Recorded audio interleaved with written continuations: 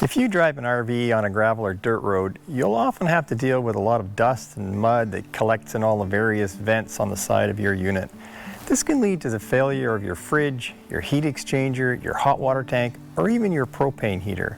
In this video, I'll show you an inexpensive temporary solution and how to prevent dust and mud from entering into your RV side vents.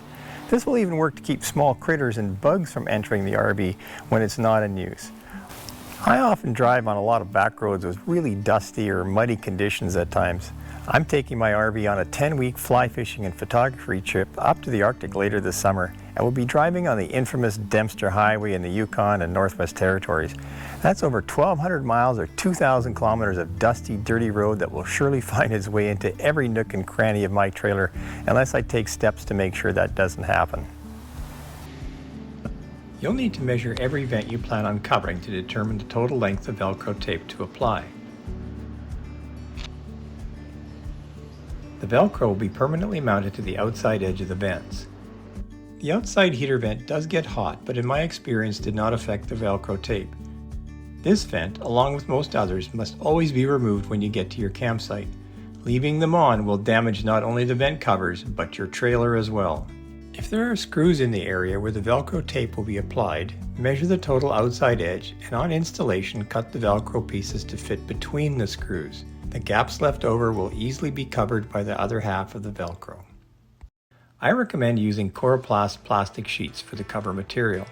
These are available in most hardware stores. They're sturdy, easy to cut, and won't fall apart with repeated use.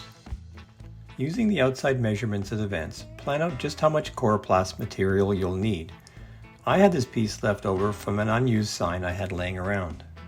Before you buy the Coroplast, draw out on paper the best layout to minimize the size you'll need. Once you have the Coroplast, just measure out the plan you created on paper and draw out the cut lines using a straight edge and a sharp tip felt marker. With a sharp knife, use your straight edge to cut through the material until all of your pieces are cut to final size.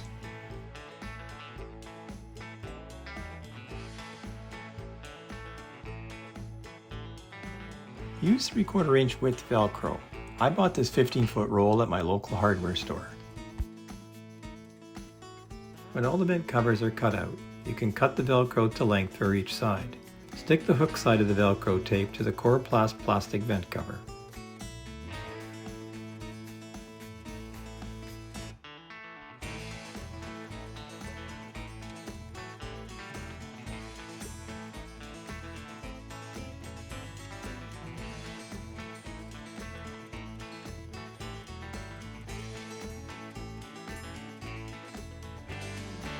Making sure you have the correct piece, hold the loop side of the Velcro up against where it will be installed and determine its final length. For rounded corners, cut the Velcro to the point where the bend starts and stick it in place as close as possible to match where you put the other half of the Velcro on the vent cover.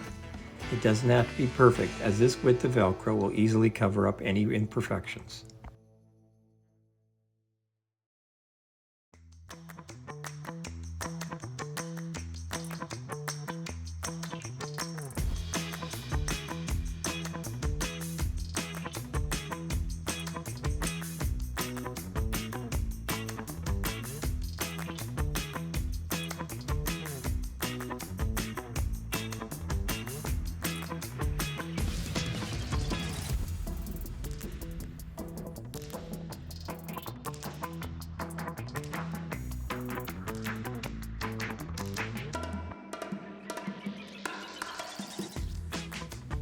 When the Velcro is applied to the vents on your RV, test out each cover to make sure it fits and sticks correctly.